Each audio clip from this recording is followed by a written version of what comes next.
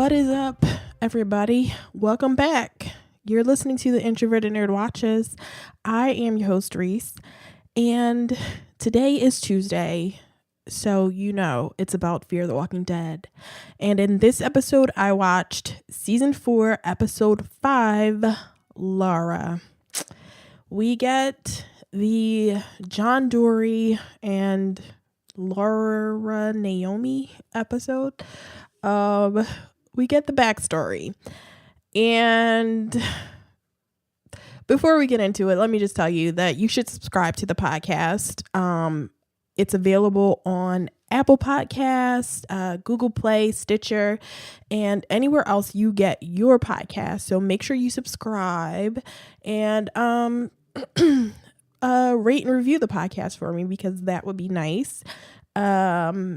You want to follow me across social media. I'm on Twitter at TheIntrovertedNerd. I'm on Instagram at TheIntrovertedNerd, and go to Facebook, like the Facebook page at facebook.com/TheIntrovertedNerd, because you will get all the posts about what's happening next. You can leave feedback there too, because I put a post out every week for Fear the Walking Dead. So if you want to leave me feedback about your theories, questions, whatever you want to say about Fear the Walking Dead, that post goes out every Sunday. Or you can send me an email. Just pop it over to TheIntrovertedNerd@gmail.com and we can chat a little bit. So let's get into this, because this was the John Dorie and Naomi episode. Well, he calls her Laura. He only knows her as Laura at this point. Okay, so if you've been listening to the podcast, thank you. If you're new, welcome. But you know how much I love John Dorie. I super love him. I want to be best friends with him. Like, he is me. I feel like that's probably why I love him so much, because I feel I am him. We are the same person, except I am a young black woman and he is an older white man. But other than that, we're exactly the same. So I love him a lot. And so I was excited about this episode. If you're not as big a John Dorie fan as I am, then this episode probably wasn't for you.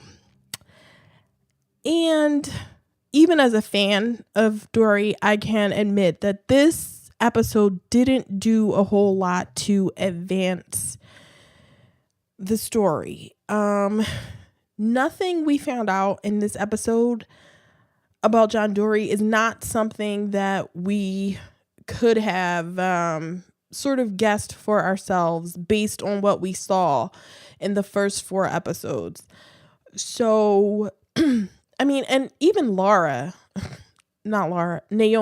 well, she's Laura in this episode, but her name is Naomi. I'm going to call her Naomi in this episode. Even though the title of this episode is Laura, I'm going to call her Naomi because that is just her name. So, and even Naomi, we don't find out a whole lot about her, except stuff that we could have guessed on our own. Like, she tells John Dorie at one point that she lost her child.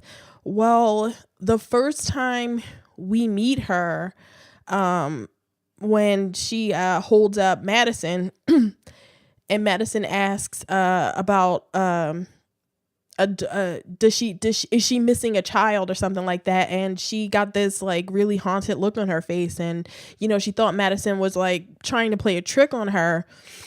It was easy. It was kind of easy to guess that, okay, this woman probably lost a child. This episode just gave us confirmation, but it was not something that really adds to the story of the season. And if Naomi is dead, then it's really like, what did we waste this? This was an extended episode too. I believe this was like five or so minutes extended. So, I enjoyed the episode the first time I watched. I've watched the episode twice. I mean, I liked it the second time, but it is kind of slow. And it's basically, you're just sort of going through John Dorie's life. How he was living his life, how he's, living alone. And there's not a whole lot going on. It's really straightforward. I was kind of happy that Dorie ended up being an honest guy. Everything that he's told us since he's appeared the first time in the show in the first episode of this season has been basically true. Unless they're going to really flip it and we got this whole episode and this is just his side of the story. And if we go to see Naomi, if we get a Naomi backstory episode and she's like, if she happens to be alive actually, and we get her side of the story, maybe this is all just a bunch of bullshit, but then that would make this episode feel like a real waste of time, and, this is probably me just overthinking it. And it turns out that John Dorie is just an honest guy. He's actually a nice guy and he helped Naomi out. Okay. That's the end of the episode, you guys. Thank you. Next week, no, but, it's not,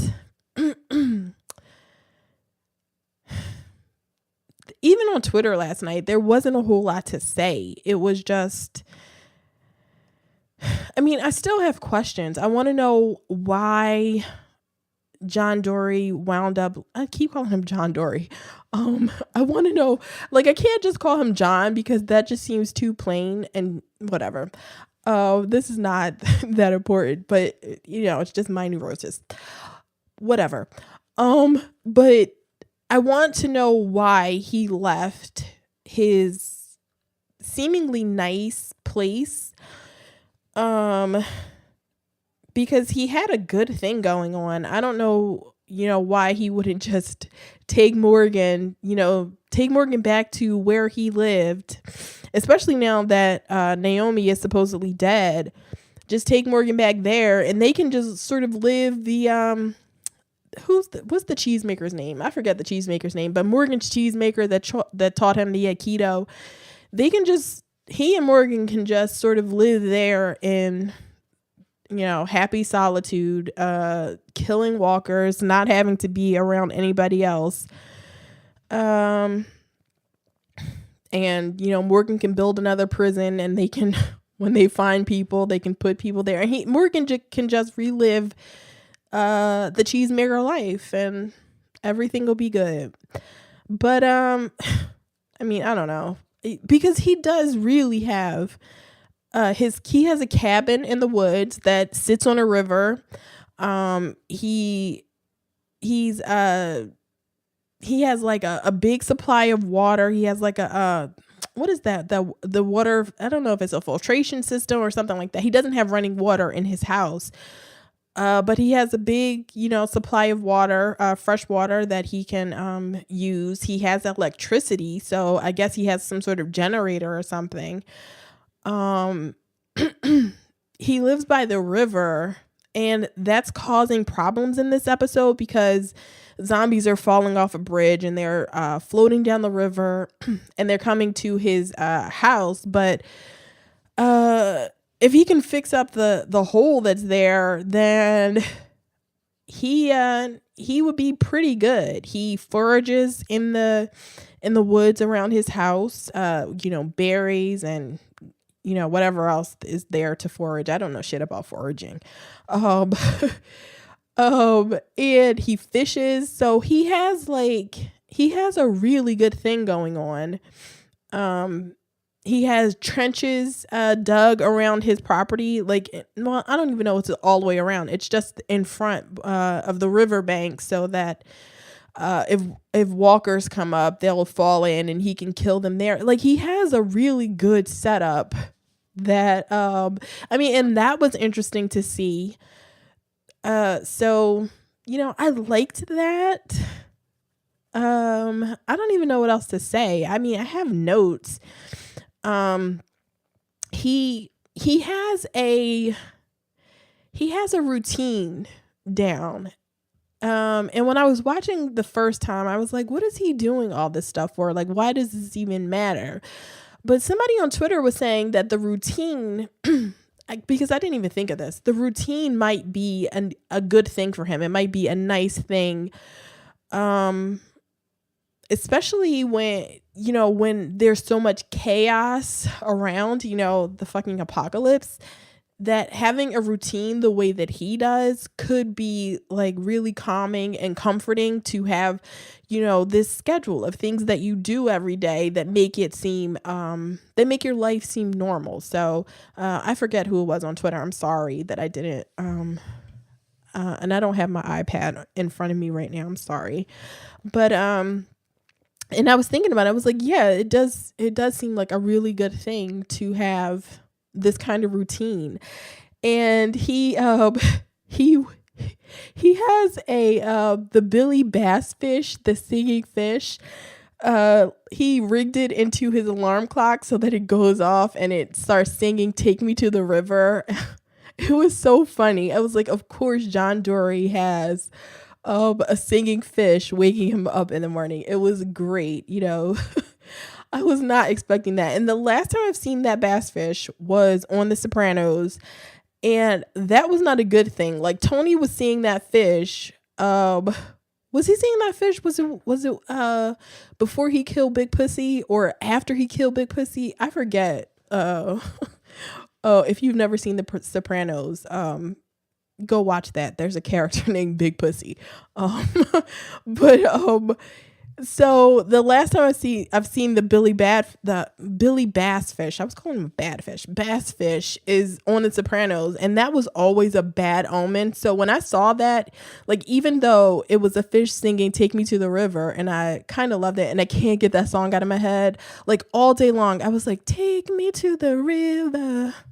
And I just cannot get that song out of my head now. So thank you very much, The Walking Dead. But at least it's not that song that they were torturing Daryl with. Like, "Take Me to the River" is actually kind of, nice. But so I was thinking, oh no, like, this only means bad things. Billy Bass Fish only means bad things, bad omen. And I was just like, this entire episode, I was so prepared for John Dorie to be a psycho, to see him do something to Laura, to see him, like, I don't know what I expected of him, but I was like, oh my God, I'm just so waiting. Just get it over with. Come on, episode, like, get to the bad stuff. Because John Dorie cannot be a nice guy in the apocalypse. He cannot be this person that seems just so genuine and honest, and he can't be that way. So, and even like during the week, I was listening to some other podcasts, and I was, a lot of other people were suspicious of him, and I was starting to feel kind of stupid for being like, I have a heart of stone, and I usually hate everybody. Human beings are terrible. And I was so prepared I felt like, because when everybody else was so suspicious of him, I was like, oh my God, I'm being like really gullible. I'm being sucked in by this character. Like, why am I doing that? So I started to feel like and then I started to overthink it. Like, okay, then he's obviously lying. I'm being tricked. And turns out, nope. Everything should have just been taken at face value. There was no need to overthink it. John Dorie told you the truth, and we should have believed it. And I'm wondering if that's going to be the twist this season. If the twist is going to be that we should have taken everything at face value. If Lucy and Alicia and Strand say that what's her name, Naomi, is dead, then maybe we should take that at face value because and it's just me sort of speculating because last week I didn't think they were lying about Naomi being dead. I thought they were being genuine, that they think she's dead. But I just, like, with everything this season, with Madison, with Naomi, I'm like, they're not bringing Madison up, and it's just they're so obviously not bringing her up that they want me to think that she's dead. So then I don't think that she's dead, but maybe I should think that she's dead, because that's what they want us to think. And maybe I should believe that Naomi is dead because that's what they told us. So I was thinking, that's my prediction, that that everything should be taken at face value right now. At least for the present in this story, everything should be taken at face value. The vultures don't carry guns. They aren't violent. They just wait for you. I still have problems with that, but they just wait for you to die, and then they take whatever's left. Naomi's dead. Madison, Madison is a little more, since they don't bring up Madison, it leads to more speculation because they're not bringing her up. And I'm by saying that they want me to believe she's dead, I'm speculating when I probably shouldn't. And let me move on, because this is just sort of circular, and I will not get anywhere with this. So, John Dorie and guns. He says to Morgan, he says to Althea, is it in the first episode? Yeah, it's in the first episode, before, when they meet, the old group. He tells Althea that he doesn't kill. And in this episode, we find out, he says that he doesn't kill unless he has to.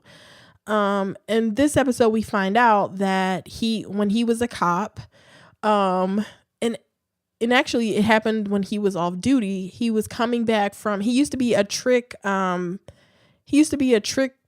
person, like in a rodeo or something. He used to do like gun tricks for kids. Oh, that's funny. That's like gun tricks for kids. Okay. But that's what he did. He did gun tricks for kids, and the discerning adults. And he was coming back from one of his performances, and he goes into a store and he sees a guy robbing a store with a gun. He tells him to put down the gun, and the guy refuses. So he tries to shoot him in the leg, just so he could like take him down.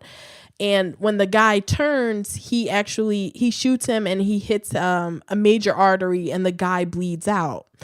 And this is all what he tells Naomi, because he goes through the episode telling her that guns are they do more harm than good.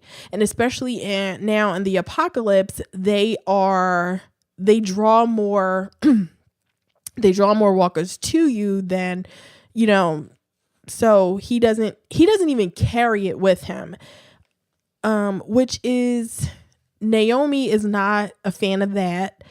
And she actually sneaks his gun out after he's hidden them, and he told her that he doesn't want the guns around. She actually sneaks the gun out, and goes through his stuff for the second time. And she takes the gun out, and this really sets him off.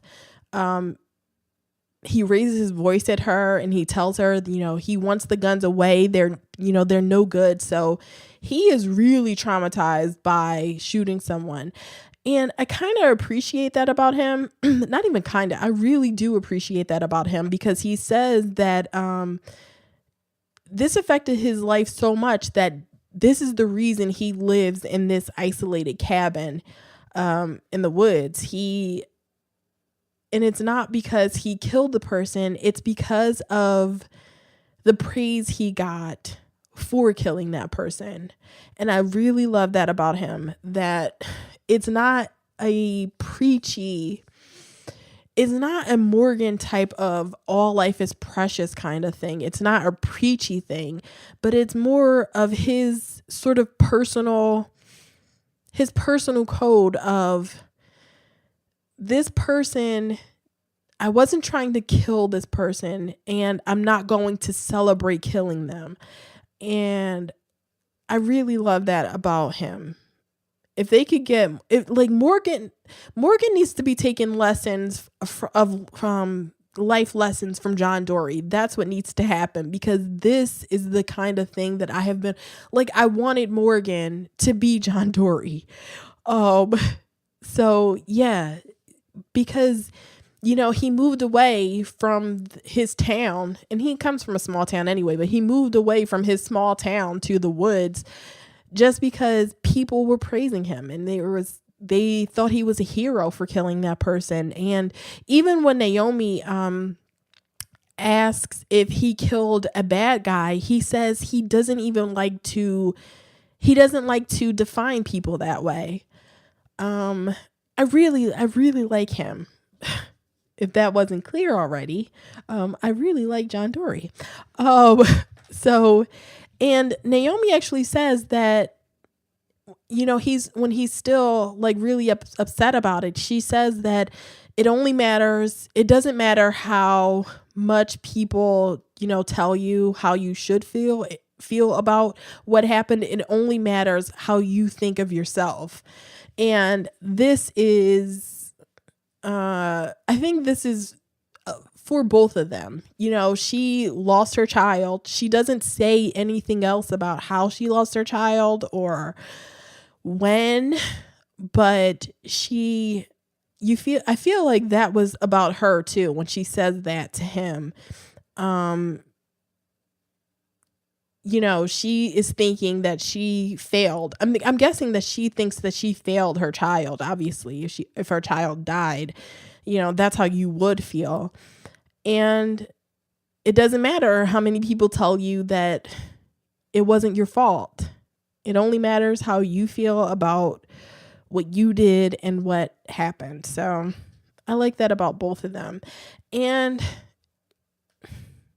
Naomi in this episode. Let's talk about Naomi for a second, because like I said, we get the information about how she lost a child. Or not even how she lost a child, that she lost a child, but we don't find out a whole lot else about her. She is trying to hide information about herself. When John tells her his name, she says, oh, that's nice. Thank you, John. She thanks him for the food, and she just continues to eat. And he, when he figures that out, he's just like, okay, you look like a Laura. So the reason she's Laura is because he named her Laura, because it would be just really, I guess, uncomfortable to be walking around and not have the person's name. So, and she really doesn't tell him a whole lot else. He guesses that she was a nurse. And this is what I like about John Dorie. He's really observant. He guesses that he asks if she was a doctor or a nurse, and because she tries to give herself stitches and she can't do it, and he has to do it for her. But I like how observant he is, and how I think he was a good cop. he talks her down a lot, or not even a lot, but when he first meets her, he talks her down. He's very, I can't believe I'm saying this about a cop, but he's very comforting in that it's always a situation where he's trying to de-escalate.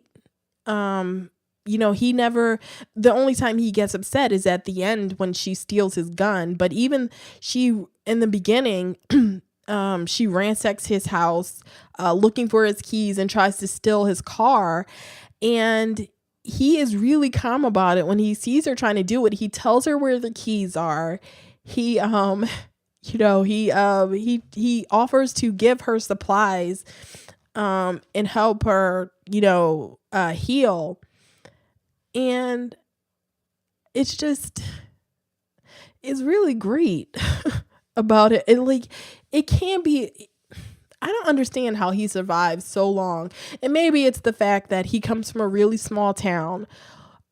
We go to the town with them and we never see anybody else alive. So, maybe it's just the case that he survived because he's been in solitude. And it's just he's so painfully lonely. At first I was like, oh, his life looks great. But then you see him playing, he's playing Scrabble by himself, and he walks around when he's foraging and stuff. He's picking, he's saying words to himself all day long, just, saying words, trying to get the right Scrabble words. And it's just, at first it's funny and it's kind of cute. And then you realize he's doing this all day, every day. And it's oh, wow. It is so, I don't know how you survive that long. Just on your own that way. I like being by myself right now.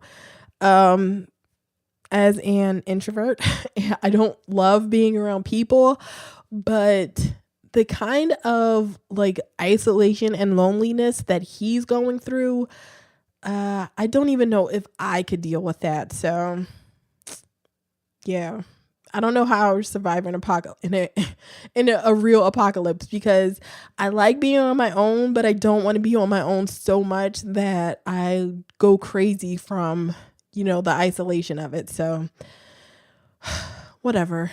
I have to figure something out just in case the Z-Pac really does pop off. But back to Naomi. So we find out that she can hotwire cars, and it seems like what she's doing is going from place to place, picking up knowledge from other people so that she can be more self-sufficient, because she asks Dorie to teach her how to fish. And then we find out, he asks her later how she learned how to hotwire cars, and she says, well, I learned it from a lady at a camp that I used to live at. So I'm wondering if this is her thing. And this is and when I was thinking about it, I was like, okay, this is really a lot like Rosita from The Walking Dead, because what Rosita did was she got with these guys who all taught her, how to survive in one way or another, how to fight, how to build bombs, build explosives and all that. So she learned all this stuff from them. And then once she got, really efficient, she just sort of, she moved on to the next person, and she, to learn all this stuff. So, I think that sounds kind of like what Laura was doing, because another thing about her in this episode is that she keeps refusing help, unless it's absolutely necessary. When she can't leave, because when she tries to steal his car, he tells her the battery doesn't work, so she can't leave. And so she has to stay there with him. She has to get help from him. But she tries to give herself stitches, and she can't do it by herself, so she needs him to do it. But once she's in a place where after she's all stitched up, she won't accept a pair of boots from him. He tells her there are snakes around, you should wear the boots instead of the dusty old sneakers that she has. And she refuses those. It's Tuesday, so it's his day to go to town to get supplies. And he tells her, she wants to go with him. And he's like, you're still hurt. I'll bring back the supplies for you. And she's like, no, I want to do it myself. So it seems like wherever she was before, there was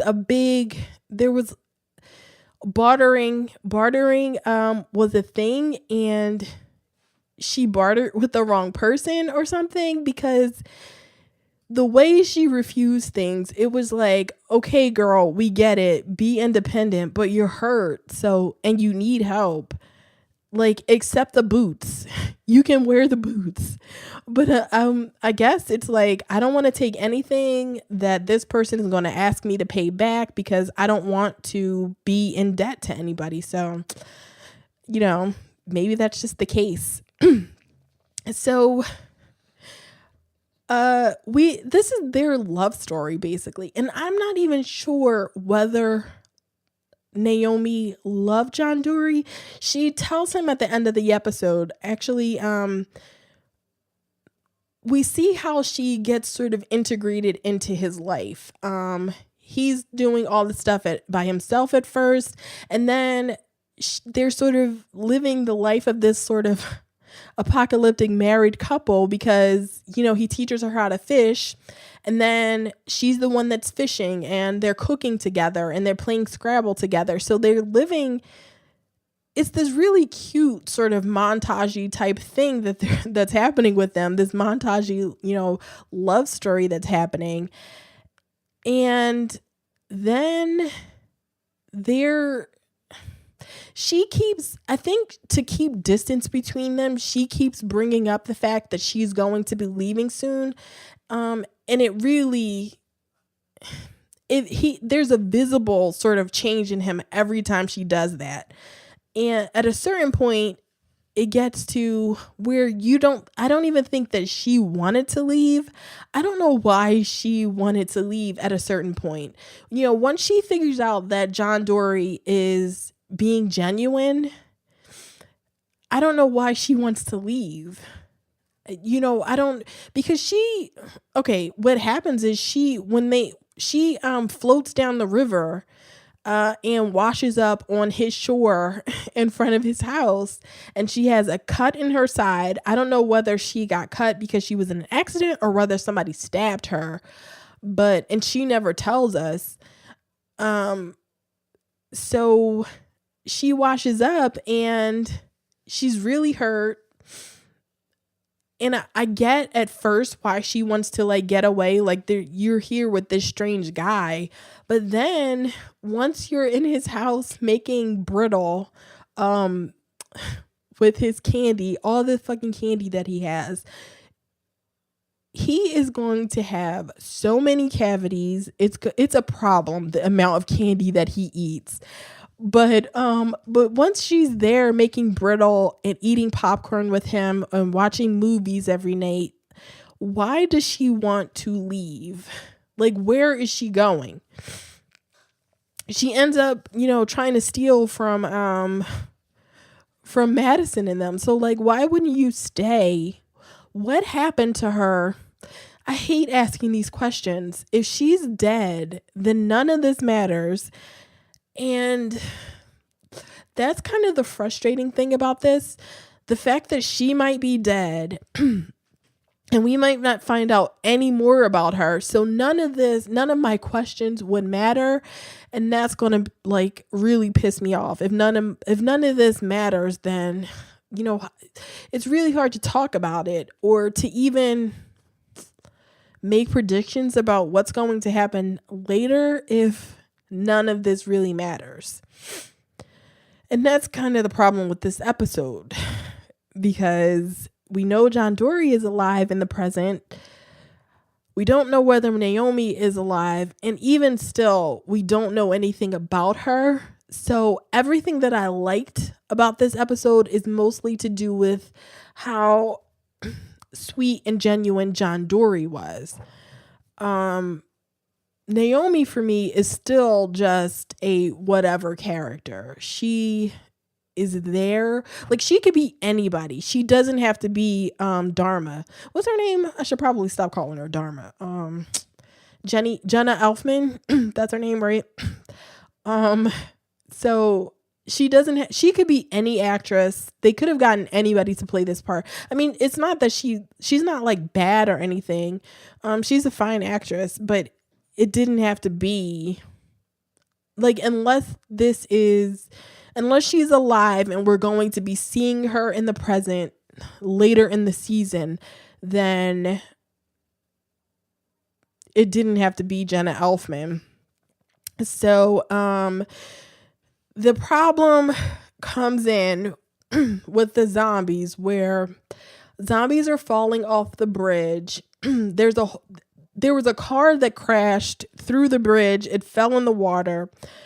And when they're going to the general store in town, they see zombies falling off the bridge, and that's why zombies are washing up on his shore. And what they decide to do is push a car in front of the hole to stop the zombies from falling, and that'll just solve all of his problems. The problem is, and this is what I saw the second time I watched, is that the car that ran off the bridge has like had people in it. I mean, obviously, and they died in there, and they're making a whole bunch of noise. What happened? See, this kind of annoyed me, because when I first watched, I was like, when they move a car in front of the hole, everything is fine. There's a zombie that attacks them while they're in the Jeep trying to patch the hole, trying to move the car in front of the hole, and they put the zombie in the car after they leave. And what I thought was happening at first was that like blood was drawing all the zombies, because like a horde of zombies start gathering around the car, and it's like, why are all these zombies gathering around? You know, what's the noise they hear? Because I could not hear it just watching the show. Like, maybe I have bad hearing, maybe other people heard it, but I could not figure out what was happening.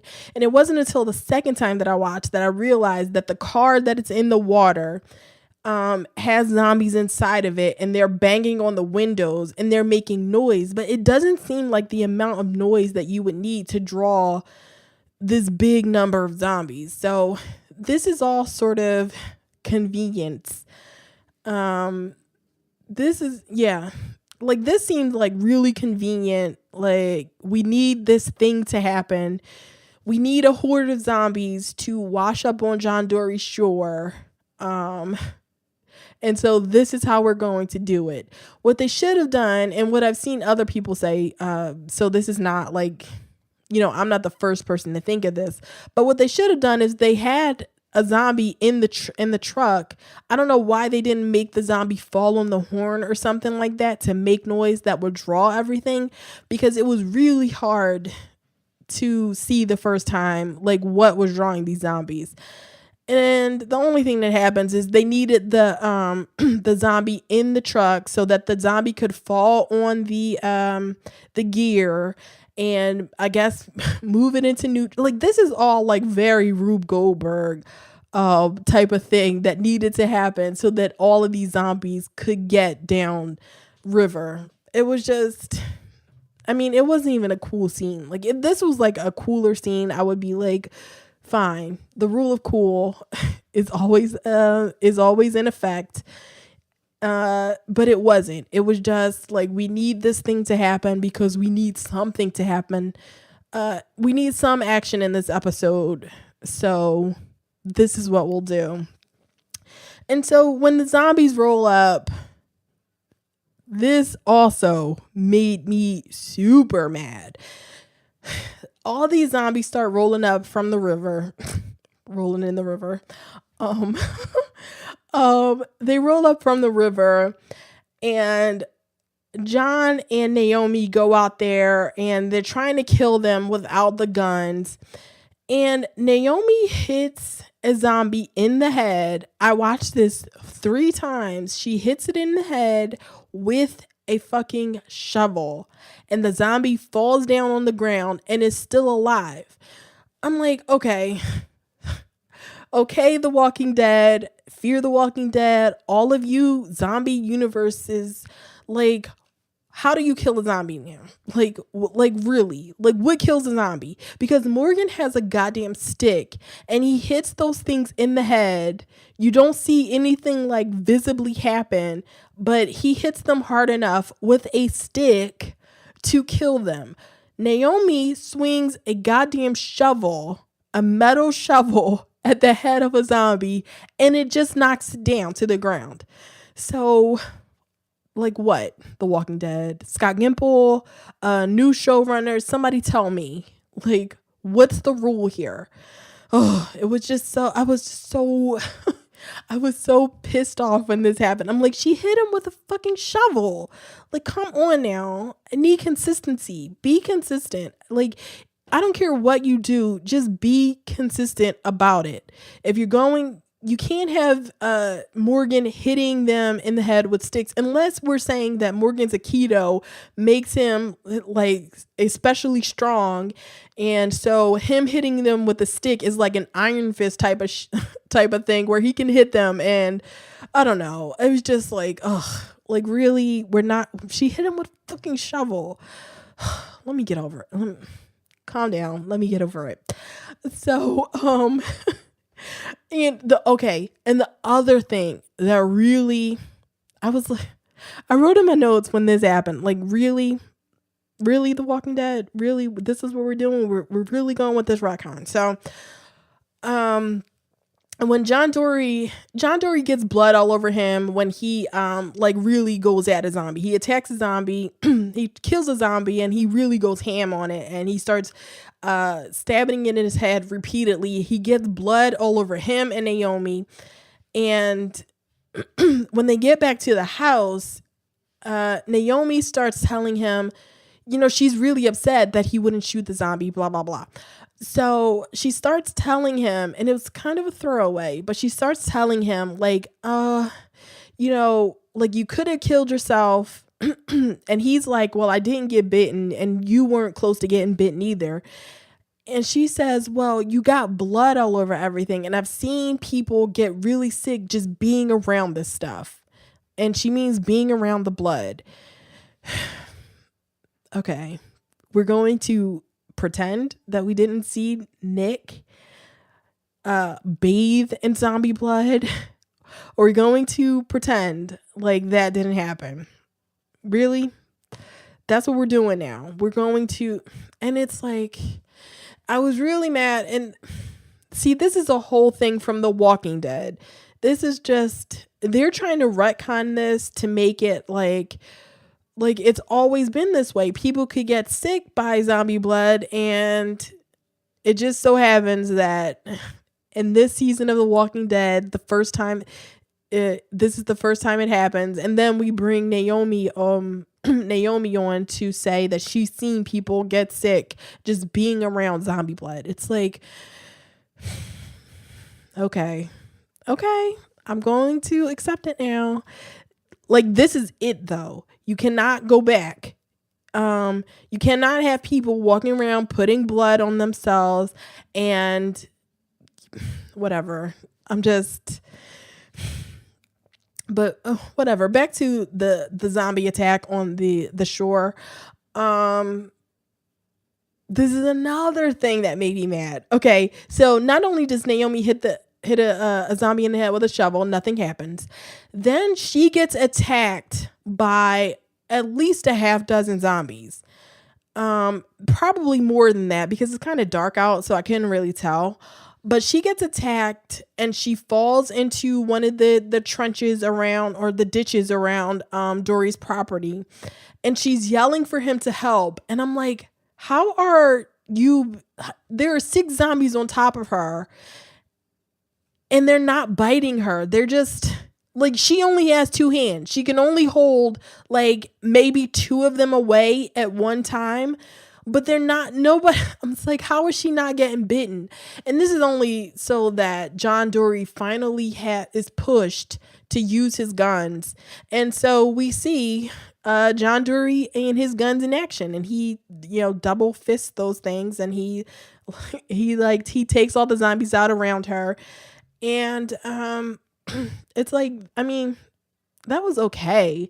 It looked kind of fakey to me, but whatever. But it all served to, in the end of this, he gives her one of the guns. That's how she gets it. He gives it to her. I thought she was going to steal it at the end of this episode, honestly.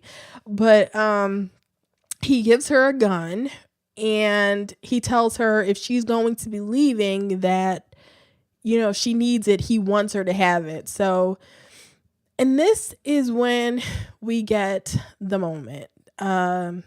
She finally lets her hair down, because I noticed that in the entire episode, she has her hair pulled back in a ponytail, or she has a hat on. She never lets her hair down. So she finally lets her hair down, and she goes to sit next to him to watch a movie. And he gets upset, and he just walks away. He tells her he's going to sit on the porch, and she keeps asking him what's the matter. And he finally tells her that he's in love with her. And oh my God, does my frozen heart start to crack at that. Oh, it's such a nice moment when he tells her that he's falling in love with her. And he didn't want to tell her. And she asks why. And he says, because you're leaving. And I don't want you to leave. I want you to stay. And he tells her if she wants to be alone, that, she can stay and he'll leave, because he needs her to be alive. Because if she's alive, then that means the rest of the world, the whole world is alive. And it's like, oh my God, John Dorie, you beautiful, beautiful poet, man. I love you. It is so sweet. And I assume they get busy after that, because she kisses him. And when he wakes up the next day, he actually gets woken up by the alarm. This is another thing that he says. He never sleeps, or he rarely sleeps. He sleeps for maybe a couple hours a night. And when we first see in the morning, the first time we see when the alarm goes off the first time, he's already awake. He's just laying in bed, sort of waiting for the alarm to go off to get his day started. And this time when he wakes up, the alarm has to wake him up. And when he wakes up, she's gone. She's taken the boots. She finally takes those boots, and she leaves her sneakers, and she leaves the Scrabble tiles on the table, and she spells out, I love you too. I'm sorry. And this is when we cut to present day, and he told this whole story to Morgan, and he's still carrying the Scrabble tiles with him that she spelled out, I love you too. And he tells Morgan that he thought that they would get a second chance. And he's sort of lamenting, he's sort of saying that he was, stupid for believing that. And Morgan starts telling him, maybe they all get a second chance, and that, Alicia, Lucy, and Strand believe that fighting, killing, and dying is the only way to live now. And Dorie says, maybe they're right. And that really ticks Morgan off. He's like, tell me you don't believe, he really got at John Dorie, and he's like, tell me you don't believe that. Look me in the eye and tell me you believe that, because if you believe that, then I'm going to get up right now and leave. And that's when Dorie says, I do not believe that. I do not believe that. And I was thinking, does he really not believe that? Or is he saying that because he doesn't want Morgan to leave him, because all throughout the episode, he is like, he can't deal with it when Naomi says she's like, he just sort of wilts every time she tells him that she's going to be leaving soon. So and this is basically the end of the episode. Morgan tells Dorie they shouldn't waste their second chance, and he says, let's go, and they get up and walk away. Now, where are they going? I don't know. Are they sort of following behind the truck? And if that's the case, why didn't they just go with them? Like, Dorie could have told Morgan this whole story while they were riding with Althea and the rest of the group. Like I said, I mean, I've talked for, it's almost an hour this episode, but I'm telling you, not a lot happened. And most of it is just my love for John Dorie.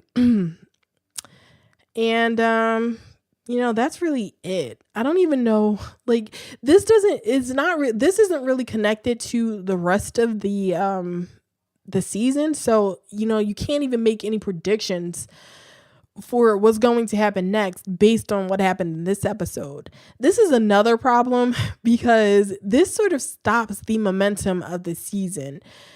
To have an episode like this thrown in after the last episode, when we see that they're on their way to see the vultures, it's sort of a false sort of way to extend the season.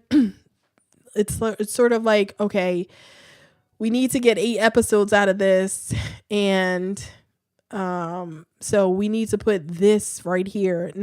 And this is not as bad as what, when Morgan had his bottle episode after the Glenn death, but it's not great. So, I mean, and I don't even know where you would put an episode like this. I don't think that this episode was extended. It didn't need to be extended. And I don't even know that this needed to be its own, sort of bottle episode. So I don't know, you guys. And even on the next time on, I don't even think it was about what's happening next week. It was more of a, the rest of the season type of thing. So whatever. I don't know. So that is it, you guys. Follow me on Twitter personally at the Ms. Introvert. Follow the podcast at NerdTrovertPod. And on Instagram and Facebook, I'm at TheIntrovertedNerd. And you can send me your emails about your theories to TheIntrovertedNerd@gmail.com. And the next episode is on Thursday. It's the Saved by the Bell rewatch. I'm watching season 4, episode 5, Operation Zach.